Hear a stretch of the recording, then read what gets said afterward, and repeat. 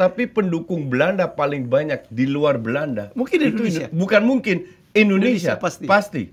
Nah itu aneh, padahal seharusnya benci ya. Sudah benci. Oh, Umur berapa waktu itu? Sumpah-sumpahin ya. Umur berapa lo? Oh, baru 12. Bukan 40 ya? Ini kata yang main di Euro ini adalah Timnas Pusat. Itu sampai temen gue Ricky. Timnas Pusat. Dia WhatsApp gue. Tin, ini Timnas Pusat apa maksudnya? Gue bilang, oh itu istilah netizen.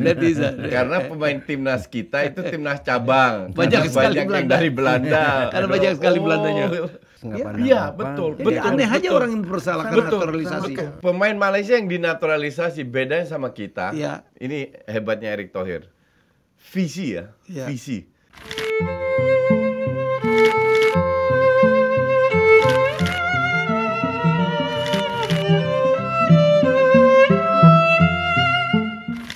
Oke, good morning, Menir. Kita berapa minggu nggak siaran karena lo tahu ya tamu-tamu saya, partner-partner saya orang-orang sibuk. Nah.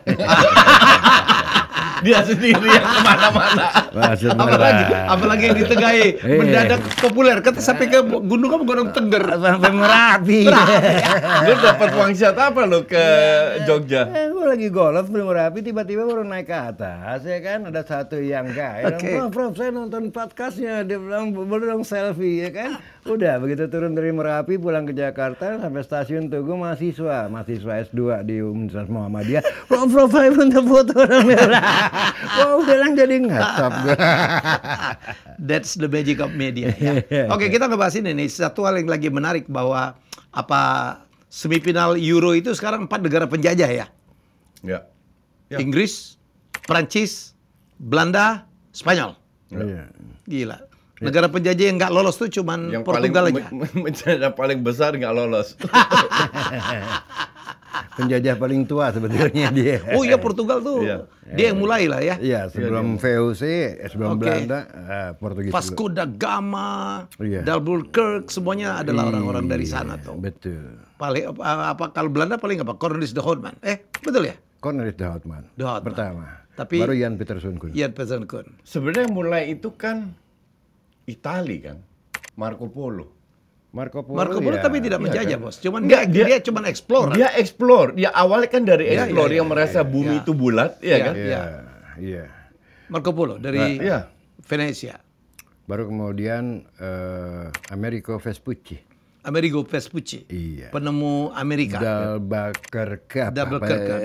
Ya. Kan? Bartholomew Dias. Ya, basically negara-negara yang coastal, yang ada di pantai itu yang mengeksplorasi dunia karena mereka venture ya. Benar-benar adventure melalui laut. Nggak kayak Jerman ya. Makanya Jerman nggak banyak jajahannya land karena dia dikurung oleh negara lain dan land. Iya, Italia juga tidak banyak sama sedikit di Afrika kalau nggak salah Kongo kalau nggak salah. Ya kan, jadi Kongo itu Belgia. Oh iya, Kongo Belgia. Belgia pun nggak banyak juga, tapi nggak banyak juga. Kenapa kita ngebahas ini jadi menarik? Karena 4 negara penjajah ini terutama Belanda. Kita pernah ngomong, Indonesia tuh lucu banget. Banyak negara yang sejarahnya ditulis dengan membenci penjajahnya tuh, dendam sama penjajahnya. Korea, Bos, benci banget sama Jepang. Mobil Jepang susah masuk. Iya kan gitu loh. Sama China juga dia begitu. Indonesia tiap kali piala-piala begini, yang dukung Belanda banyak banget. Iya. Ya ini aneh Bang ya. Aneh. Bukan banyak ya, tapi pendukung Belanda paling banyak di luar Belanda. Mungkin Indonesia. Bukan mungkin, Indonesia pasti. Ya kayak World Cup tahun 70-an kan yang fenomenal zamannya 74 ya kan. Remsenbrink ya. Zamannya Cruyff itu, Neeskens, Cruyff ya itu kan kemudian finale tahun 78 lawan Argentina ya. Iya tuh. Yang kedua ya semua di Indonesia tuh pro Belanda. Apal semua tuh Naninga. Iya. Nah itu aneh padahal seharusnya benci ya. Sudah benci. Umur berapa waktu itu? Sumpah-sumpahin ya. Umur berapa lo? Oh baru 12. Bukan 40 ya. Bukan udah 40 lo. 12 tahun 78 12 dia 12 tahun tuh insafnya. Sisanya nakal dia. Iya aneh Bang. Aneh Bang. Tapi memang Belanda sih memang gini, Belanda itu kenapa kita pro Belanda? Karena pada waktu tahun 50-an, bahkan tahun 40-an, banyak juga orang-orang kita yang ada di timnasnya Belanda. Ya tim Hindia Belanda dulu ya? Tim Hindia Belanda. Itu pernah masuk Piala Dunia, Coach ya? Bahkan tahun 50-an yang terkenal itu Ramang, kalau nggak salah ya, zamannya Ramang ya kan, yang waktu itu zaman Bung Karno itu kita pernah mengalahkan Dinamo Moskow kalau nggak salah. Ya. Ramang top ya. Ya itu kan masih warisan Belanda seharusnya. Banyak sekali pemain-pemain Belanda yang bermain di Indonesia ya. Benar, dan masih Indo-Indo. Istilahnya beginilah, ada ingatan kolektif memori yang sama-sama mereka pernah dididik oleh Belanda atau bermain bersama Belanda, ya otomatis ke bawah sampai sekarang. Kita ditularkan lah budaya sepak bola itu. Kayak Inggris kan menularkan kriket ke India, ke Pakistan, ke Australia, kan. Nah, ke hoki ke Malaysia. Tapi Belanda menularkan sepak bola. Dan Amerika misalnya menularkan baseball, softball ke Jepang, ke Korea, itu kuat-kuat banget ke Kuba. Pasti dibawa sama mereka. Kenapa kita ngebahas ini? Karena menarik juga gitu. Kita lihat sekarang ya, timnas Indonesia. Gue lihat di netizen itu ngomong lucu juga, Coach. Ini kata yang main di Euro ini adalah timnas pusat. Itu sampai temen gue Ricky. Timnas pusat. Gue punya teman saya very kenal namanya Ricky Tulis. Dia WhatsApp gue. Tin, ini timnas pusat apa maksudnya? Gue bilang, oh itu istilah netizen. Karena pemain timnas kita itu timnas cabang. Banyak yang dari Belanda. Karena banyak sekali Belandanya. Nah itu emang. Tapi ya gue sih happy, apalagi gue sama Ferry, dan gue rasa semua orang yang pernah kuliah di Belanda atau pernah tinggal di Belanda, kan gue udah 20 tahun di situ, besar di Belanda. Kita punya kebanggaan yang orang lain nggak bisa rasakan, bahwa timnas kita ini ada influence Belandanya loh. Iya kan? Bahwa kan gue interview berapa pemain Belanda, Tom Haye, Ivar Jenner, Shane Patinama. Jadi mungkin yang lahir di sini nggak merasakan seperti itu ya. Tapi gue yakin Ferry juga merasakan. Oh ternyata Belanda sejauh ini ada relate hubungan dalam olahraga yang membuat, yang berkontribusi untuk mengangkat nama Garuda, mengangkat nama Indonesia di kancah internasional. Dan to be fair, 5 tahun yang lalu nggak ada yang menyangka akan seperti ini. Ya jadi 5 tahun lalu, nggak usah lama-lama. Jadi yang menarik waktu Tom Haye yang dia ngegolin itu, yang merosot itu yang kita komentarin gara-gara dengkulnya nonton 7.000 itu. Tapi gila lihat ekspresi mukanya tuh ya. Nangis loh dia, emosional. Indonesia banget. Indonesia banget. Karena kata naturalisasi itu memang, kalau Indonesia kan karena kita ajas kewarganegaraan kan ajas darah ya. Bukan ajas kelahiran ya. Ada jus soli, ada jus sanguinis. Jadi kita tidak ada itu. Tapi pemain naturalisasi semuanya ada darahnya Indonesia. Pemain diaspora lah. Pemain diaspora. Iya, semua. Entah kakeknya kayak, ibunya kayak, nggak boleh lebih dari 3 generasi. Iya, betul. Keren. Bahkan Shane Patinama itu bokapnya lahir di Semarang. Bokapnya sudah almarhum kalau nggak salah. Itu memang orang Indonesia asli. Makanya Shane bingung. Dia bilang sama gue, kok gue disebut orang asing? Enggak. Bokap gue itu orang Indonesia. Saya Indonesia. Bahwa gue lahir di Belanda dan gue belum bisa bahasa Indonesia bukan berarti gue tidak punya darah Indonesia. Dan dia benar itu. Dan gue terketuk banget begitu mereka nyanyi lagu Indonesia Raya. Semua bisa. Betul. Lo kebayang apa, Prof? Ada satu tim pernah jadi juara dunia namanya Prancis. Putihnya tuh cuma 2. Betul. Putih, kemarin Rabiot nggak main, kagak ada putihnya. Theo Hernandez, Rabiot, sama si satu lagi Griezmann. Rabiot cedera, Griezmann ditarik, Theo Hernandez diganti. Lapannya hitam semua loh. Hitam itu artinya nggak ada darah Prancis. Ya, jadi gini, sepak bola ini menjadi sesuatu nilai-nilai yang universal. Betul. Jadi nggak pandang lagi ras, nggak pandang apa. Betul. Jadi aneh aja orang yang mempersalahkan naturalisasi. Sama kayak musik lah, ya kan itu bahasa yang universal. Gue nggak peduli kulit lu hitam, kulit lu ungu, merah, biru, ya kan orang Prancis. Justru lu main indah gitu kan. Justru gue bilang pada saat gue kecil kan, gue tahun 79 ke Belanda. Gue masih SD naik kelas 6 kan. Bahasa Belanda gue nggak bisa. Nah, karena gue bisa main bola, Ya. gue cepet dapet temen. Dan mereka nggak ngelihat lu warna rambut lu apa atau apa enggak. Mereka lihat lu bisa main bola, lu gabung sama kita. Nah, tujuan sepak bola adalah menyatukan Betul. semua semua bangsa lah. Sebuah hal yang berbeda lah. Iya. Beda Semua ras, perbedaan, beda iya. semua perbedaan. Kayak di Indonesia aja, Ya. kalau timnas main kan, suku apapun, agama apapun Itu nyambung menyatukan. lah. Iya. Sama kayak gue, ya lu tahu kan, gue fans FC Utrecht, diehard FC Utrecht. Kalau kita di FC Utrecht, lawan kita ya Ajax. Iya. Sementara di fans Utrecht ada hitam, Maroko, semua kumpul. Iya. Agama apapun Iya. ada yang Musuh kita bukan sesama, musuh kita itu Ajax. Fans Ajax, fans Feyenoord. Ya. Artinya sepak bola memang punya karakter seperti musik. Itu yang menyatukan. Yang to unite. Jadi kalau ada orang masih ngebongkar, ngemilah-milah, I don't get it. nggak masuk akal gua. Nggak masuk akal. Nih timnas Belanda aja, Indonesianya banyak banget tuh. Iya dong, yang berdarah Indonesia. Dari dulu. Ada Van Dijk. Dari zamannya Simon Tamata.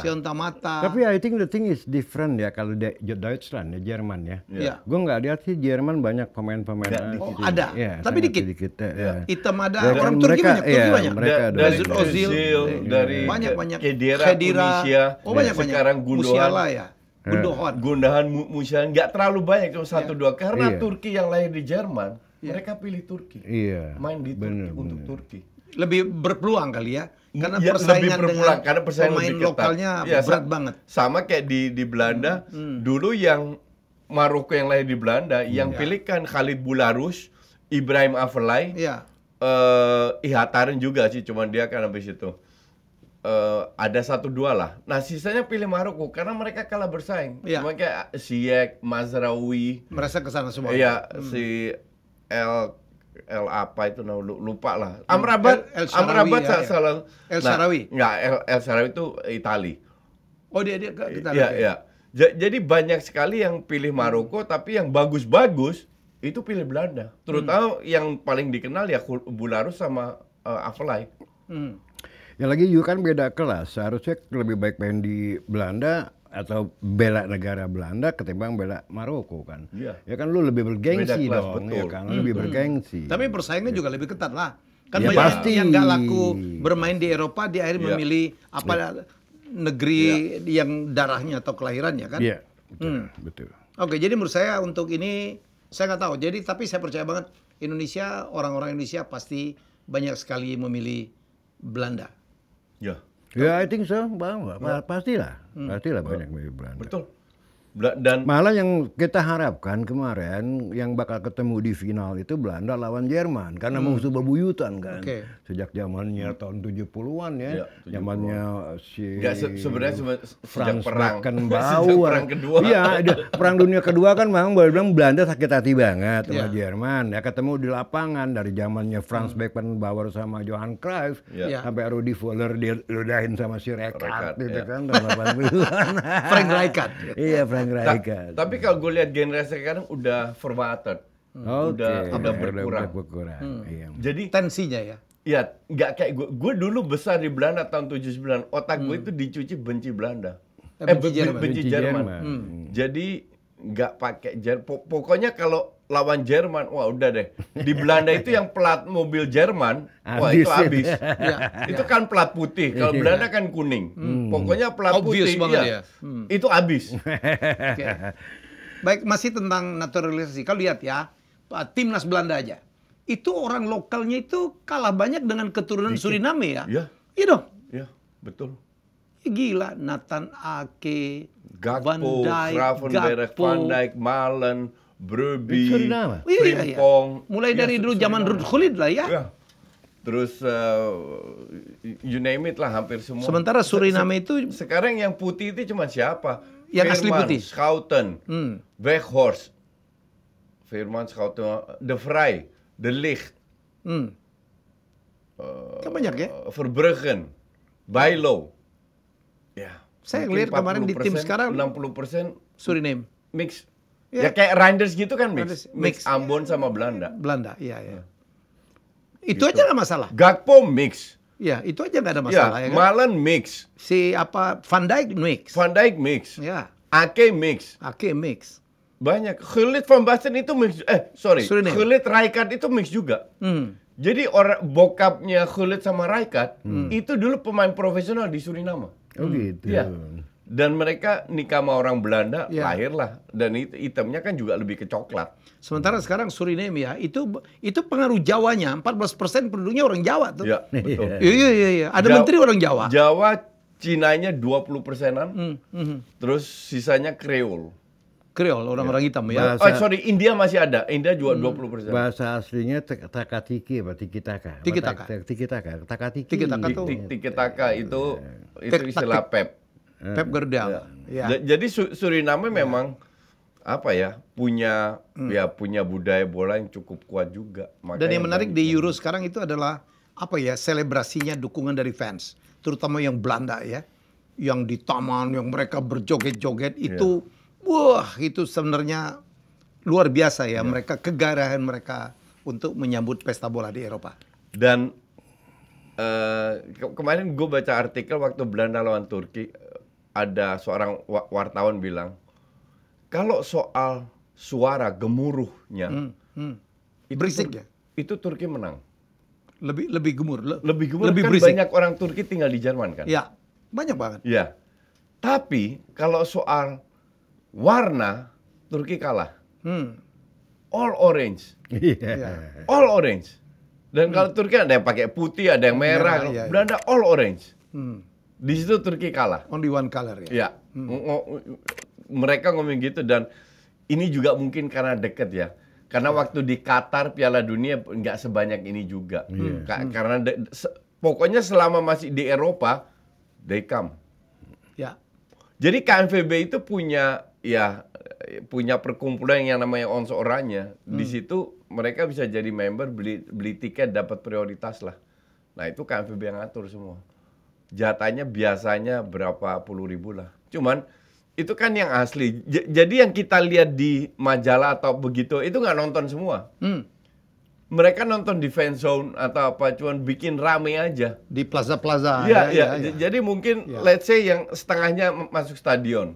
Kan itu banyak banget, 25 ribuan ada itu. Nggak semuanya nonton. Ya, mungkin lebih dari 25 ribuan. Nah sebagian yang nggak dapat tiket, nonton di luar. Tapi kalau yang nggak nonton sama nonton digabung, jadi puluhan ribu. Banyak banget. Oke, itu dia obrolan kita tentang Belanda. Kenapa lucu banget gitu. Kita ngomong tentang naturalisasi yang mestinya tidak perlu lagi diperdebatkan gitu. Karena ini trennya dunia. Nggak ada, saya pikir, satu negara pun yang murni hanya melahirkan pemain-pemain yang lokal, yang darahnya lokal. Hampir nggak ada ya. Hampir nggak ada. Mau ngomong Amerika, mau ngomong Swiss, Austria. Mungkin di kesebelasan Zimbabwe atau Nepal atau Rusia lah, sulit kali ya. Gitu lah. Oke. Itu mungkin masih lokal itu. Tapi kalau udah jago-jago, udah bagus, itu udah campur aduk. Lu nggak dengar sekarang Malaysia heboh gitu? Jarang-jarang Malaysia itu dulu kan merasa lebih hebat dari kita tuh. Sekarang dia mencontoh kita untuk melakukan naturalisasi, dan mereka sudah melakukan naturalisasi. Tapi pemain-pemain Malaysia tuh kan biasa aja gitu yang dia naturalisasi ya. Ya, pemain Malaysia yang dinaturalisasi bedanya sama kita. Ini hebatnya Erick Thohir. Visi ya. Visi. Dia itu sengaja menaturalisasi banyak pemain muda. Sedikit pemain mid generation, sangat sedikit old generation. Itu paling Tom Haya sama Jody Amat doang. Malaysia menaturalisasi pemain yang sudah main di liganya yang praktis tua-tua semua. Yang afkir. Ya. Jadi kita masih ini dalam proses. Let's say 5 tahun lagi Tom Haya, Jody Amat nggak main lagi kan. Tapi di bawahnya masuk generasinya Sandy Walsh, Shane, Ragnar, JHS itu masih main kan. Nah di bawahnya udah mulai matang. Jadi benar-benar dibikin sehingga long termnya itu masih berlaku. Yang jelas gue sebagai orang Indonesia asli gitu senang banget sekarang Malaysia udah takut sama kita. Bukan Vietnam, Malaysia aja, Vietnam, Thailand, Vietnam semua. Karena level kita udah jauh di atas. Indonesia waktu kejuaraan apa tuh terakhir? AFF U23 U23 lawan Filipina. Ya, lawan Filipina itu kualifikasi. Nah, itu terakhir menang 2-0, lolos grup sekarang. Nah, yang lolos grup dari ASEAN nggak ada, Indonesia doang. Wih, keren. Yang lolos ke 16 Nggak besar. gini, itu kan belajar dari Belanda ya. Lo iyalah. Dulu kenapa kita juga nggak belajar dari Belanda gitu waktu Tentang merdeka? Ya kan, birokrasi. Oh iya, kan kita udah pernah bahas Indonesia itu ya. Kalau saya kadang-kadang kita bercanda ya. Dulu kalau kita milih nih, soalnya kita siapa sih mau dijajah, mendingan dijajah Inggris, ya. Karena negara-negara pernah dijajah Inggris itu Commonwealth itu rata-rata adalah apa negaranya makmur. Indonesia kan enggak ngikutin Belanda juga bagaimana melakukan administrasi, dokumentasi. Mungkin lebih nggak mau ya. Ada benci bukan. atau Karena kita dendam yang lepasnya sangat, dari Belanda itu tidak mulus, bro. Oke. Kalau yang lain cuma dikasih, masih dibimbing. Kita kan perang. Iya. Kita Sakit perang hati, dong. sakit hati. Sampai ada agresi militer, masih bunuh-bunuhan. Tweede polisionele aksi. Ya. 49, Jadi sebenarnya Belanda meninggalkan banyak sekali ya. Rel kereta api, Anyer Panarukan, gedung-gedung hebat. Ya cuman ininya tuh peralihannya itu belum mulus. Nggak mulus ya, betul. Mestinya udah di perjanjian kasih waktu untuk peralihan mungkin ya. Kita kan enggak, diusir. Ya, enggak. Masuk Jepang lagi. Gini, yang ditinggalkan Belanda tuh hardware-nya, Ya. bukan software. Ya. Sebab yang paling penting software. Iya. Cara berpikir. Dan itu kita keburu Konsepnya sakit hati. Kita udah keburu sakit hati begitu merdeka. Ya. Daripada kita dijajah lagi usir-usirin. Anda mungkin melihat itu ya, apa videonya Mark Rutte, betul ya? Yang Perdana Menteri. Mark Rutte ya. Ya, Mark Rutte, bayangin ya, seorang Perdana Menteri udah berkuasa 14 tahun. 14 tahun. Begitu dia resign, cuma naik ngasih sepeda doang. kunci, naik sepeda. Selalu naik sepeda dia. Iya, nggak ada selebrasi sama sekali. Iya. Wow, ini mah gila gitu. Contoh yang luar biasa, yang sekarang sayang sekali tidak ditularkan di Indonesia. Indonesia lo, kades ada kalau diangkat. Gila, Makin pesta. iya, kades aja, bupati aja, Iya, bupati. itu udah kayak raja, Kayak raja gitu. loh ya. Bagaimana orang harus, ini feodalisme yang nggak pernah hilang di Indonesia, Iya. ya kan? Di sana aja Belanda itu siapa bilang Belanda feodal, nggak ada feodal. Nggak ada, Belanda udah Wih, bersih. nggak ada feodal. Gue pernah di Den Haag, bro. Itu ada apa ya, gastronom Iya. restoran gitu. Iya. Itu menteri-menteri pakai sepeda, Iya. makan siang, Iya. nggak ada pengawal. Nggak ada. Ya, even main profesor gua itu pemenang hadiah Nobel pertama ya, Jan Tinbergen ya, dari Erasmus. Itu mana-mana Fitzen naik kereta, pemenang Nobel. Di sini naik. Kita juga di mana-mana naik sepeda. Ya, kita juga naik sepeda ya kan. Ada joke temen gue termasuk gue. Kalau gue diajak naik sepeda, bro, itu mengingatkan pada masa susah gue. Dulu kan nggak mampu beli motor, nggak mampu beli mobil, bisa aja sepeda ontel. Jadi kalau lu ngajak gue naik sepeda, itu ngingetin zaman susah saya. Oke, bye-bye. Kita jumpa lagi dalam episode selanjutnya. Silakan yang mau ngusul, minta kita ngebahas apa, silakan komen ya. 22 menit lah.